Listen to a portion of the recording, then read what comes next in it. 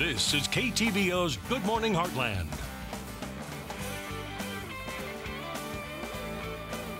And welcome back. With the new year brings New Year's resolutions, and for some it includes running. But before you lace up your running shoes, we have 10 tips you should follow to help get you started. Dan Martin, the director of ATSU's wellness programs, is here to break it down for us. How are you doing? I'm doing great, Ella. Great. Thanks for coming in.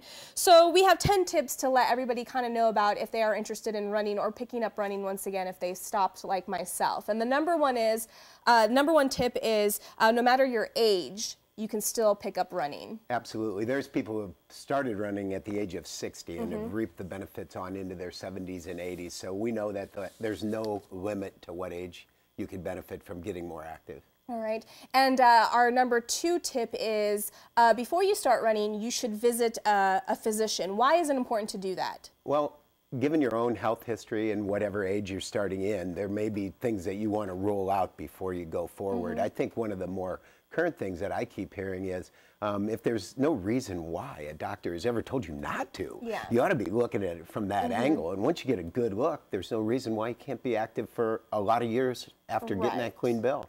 Good to check that off and making sure there's no reason not to. Okay, and if there is a reason, maybe, you know, instead of trying to go run 15 miles a day, then maybe you should just and the need to become more active when they find something is even more important. It's kind of a, you know, that sort of way. Exactly. All right, so our third tip is start with a run-walk program. Explain what that means. Well, if you start out walking and then you build in some incremental minutes where you're more intensity, your body will adapt to that more readily. The risk of injury when people just head out the door and go for a long run or have a very discouraging few minutes in the beginning, I think is very counterproductive.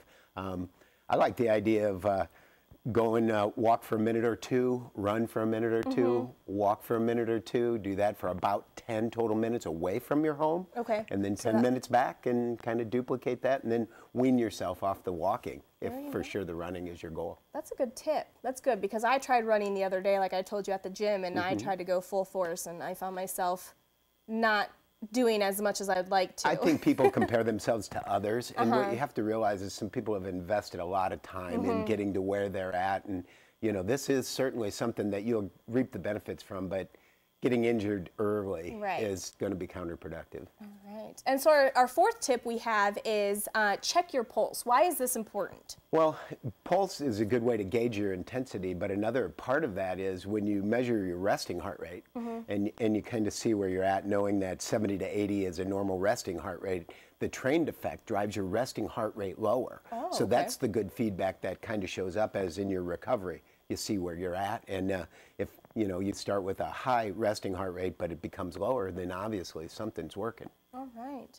And then experts also recommend you keeping a running log. Why is that? Well, I think when we write things down, it imprints on our brain and that neuroplasticity begins to change, and we see a pattern unfold right before our eyes, and that kind of has a way of intrinsically reaching you and inspires you to continue to what you've already started. Because then you can see your progress getting better and better. Well, and I think if you started and stopped and started and stopped and you haven't really figured out what works for you, they know writing it down seems to really work. All right. And our sixth tip is listen to your body. What does that mean? Well, I think your body, if your feet hurt or your joints hurt, or you find that it's extremely hard to breathe and that your lungs are clamping down, certainly is not the pleasurable experience most of us can have when we run. I think the key here would be if it feels too fast, slow down. Don't make unrealistic comparisons to other people that you see who look like it's effortless. It's not. Yeah. And what you just said is slow down. Our tip number 7 is keep it at a low intensity. Yeah, and what you have to remember that walking burns about 5 calories a minute. Running slow burns 10 calories a minute. No matter how fast you're running, if you're moving a little faster than walking, you're really burning a lot more calories if weight loss is part of your goal. All right, and then let's go on to our 8th tip, which is regular workouts. What does that mean? Well, that's that same idea of when you see the pattern unfold right before your eyes. If you make a little check in a box on a calendar and then you begin to build on those last days, incrementally increasing those minutes and having a goal that's doable and keeping motivated there's just that begins to be the new person right before your eyes. And like I said, gosh, there's a run in a month, and St. Patrick's Day is only 10 weeks away, and you could have that brand new pattern in your life in a few short months. Yeah. And talking about that pattern, they also recommend for our number 9 tip is to set goals and celebrate your progress. Yeah, and I think the idea might be, have some daily goals, like your gym bag is packed in your car. Yeah. I'm going to get out the door today. And if you can get to where maybe 3 times a week as a goal, that you're getting something done, even if the bag's in the car. 5 days a week, 3 wouldn't be bad. Yeah. So that daily goal, weekly goal, and then maybe transfer that over to the idea that, like I said, about a month from now, you might have something on the horizon that makes you go out on a cold, January 2nd day and do something today. Yeah. And so finally, we already touched base on it, but we're going to touch base again on it because I think this is one of the most important ones, is what you said is warm up and cool down.